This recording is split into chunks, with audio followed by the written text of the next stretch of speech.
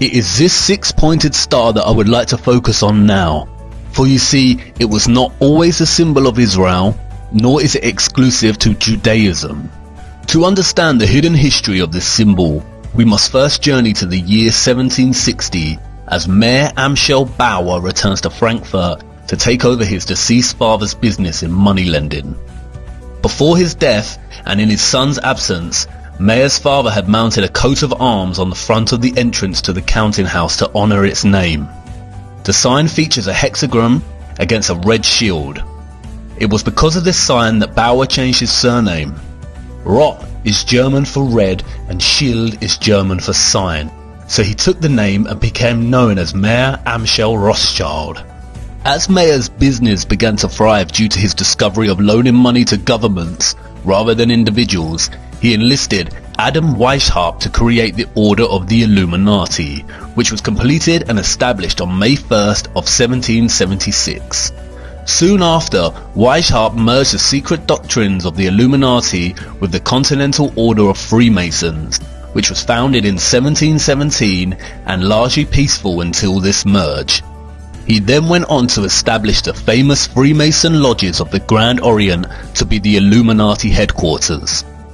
In establishing this order, Weishaupt recruited 2,000 followers, including the most intellectual men in the arts, education, science, finance and industry.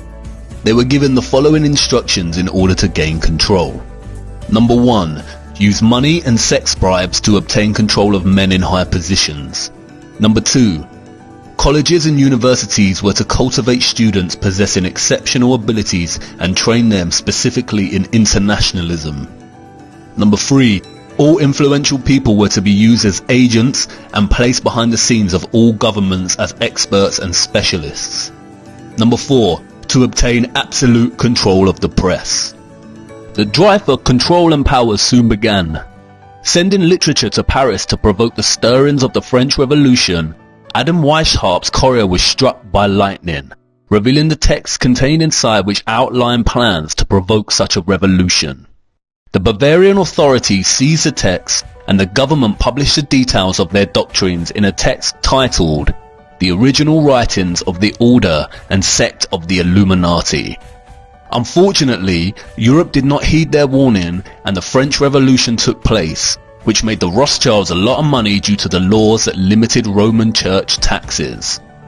In 1798, John Robinson, one of the leading intellectuals of his time and professor at Edinburgh University, published a book, Proofs of a Conspiracy Against Religions and Governments of Europe, carried on in the secret meetings of Freemasons, Illuminati and secret societies.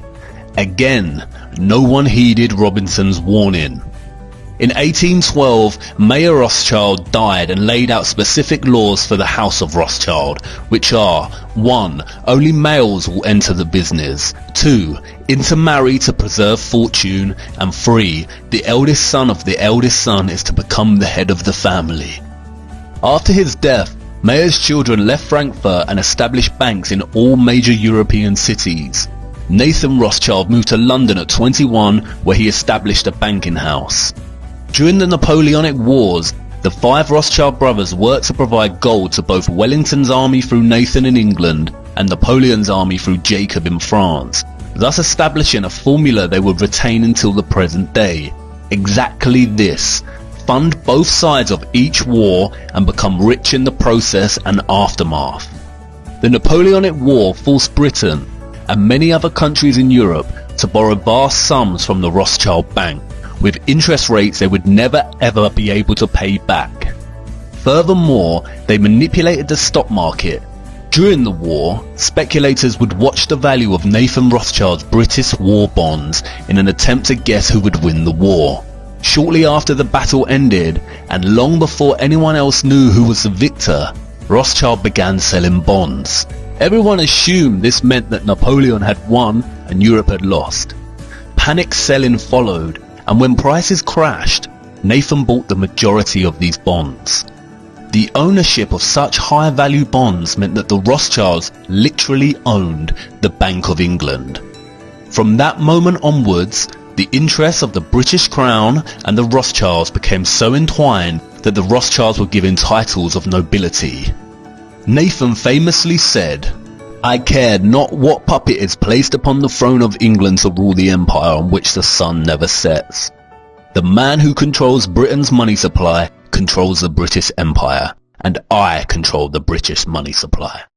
The Rothschilds used their control of the Bank of England to replace the method of shipping gold from country to country, and instead used their European banking network to establish a system of paper debits and credits, the same system we use today. At the end of this period, the Rothschild family controlled half the wealth of the entire world.